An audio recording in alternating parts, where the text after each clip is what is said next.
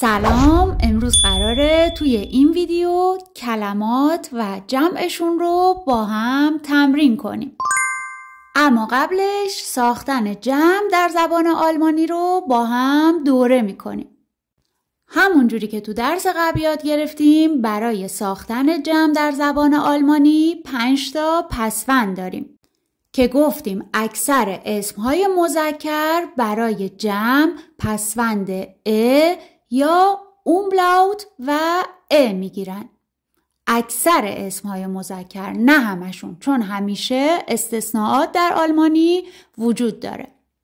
اکثر اسمهای مؤنث هم برای جمع پسوند ان یا ان میگیرن و اکثر اسمهای خنثی هم برای جمع پسوند اق یا اوملاوت و اق میگیرن و اسمهایی که به اق، ان و ال ختم میشن یا اصلا هیچ پسوندی نمیگیرن و اسم مفرد کاملا مشابه اسم جمع هستش یا فقط بعضی از حروف مانند آ، او و او اگه در کلمه باشه فقط اوملاوت میگیره. و اکثر اسمهایی هم که به آ، ای، او و او ختم میشن و همینطور اکثر کلمات انگلیسی که در زبان آلمانی ازشون استفاده میشه برای جمع فقط پسوند اس میگیرن. در تیش، میز، دی تیشه، میزها، دی تاشه، کیف، دی تاشن، کیف ها، داس بیلد، تابلو، دی بیلدا، تابلوها، در لقا، معلم، دی لقا، معلم ها، داس زوفا، کاناپه، دی زوفاز، کاناپه ها، در لپتاپ، لپتاپ، دی لپتاپس، لپتاپ ها،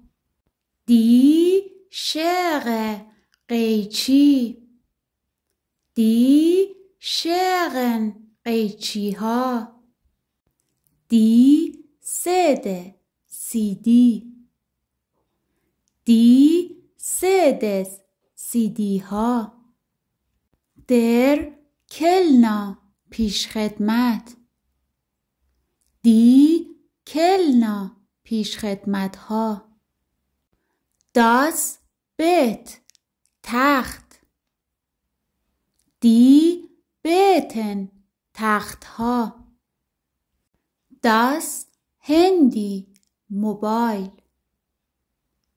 دی هندیز، موبایل ها، دی فاربه، رنگ، دی فاربن، رنگ ها، در زاتس، جمله، دی زتس، جمله ها، دی او، ساعت، دی اوغن، ساعت ها، در آرست، پزشک، دی ارست، پزشک ها، در آپفل، سیب، دی اپفل، سیب ها، دی تو، در، دی توغن، درها، داس بوخ، کتاب، دی بوشا، کتاب ها، داس ورد، کلمه، دی ورتا، کلمه ها، داس کینو، سینما. دی کینوز سینماها.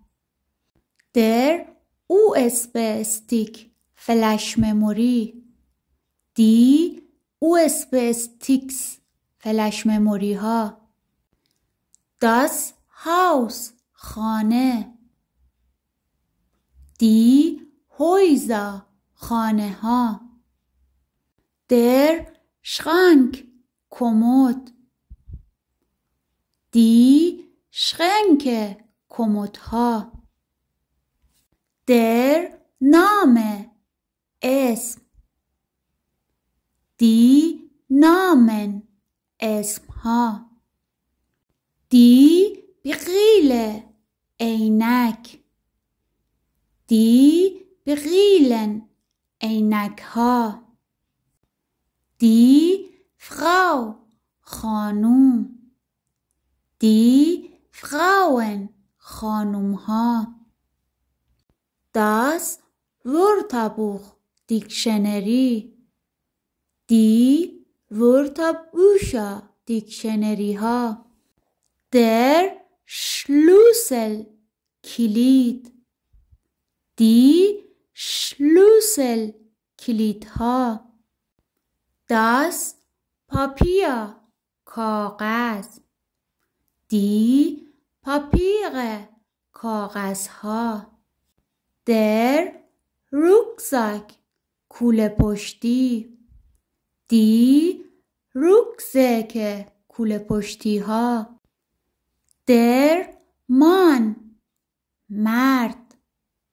دی منا مردها.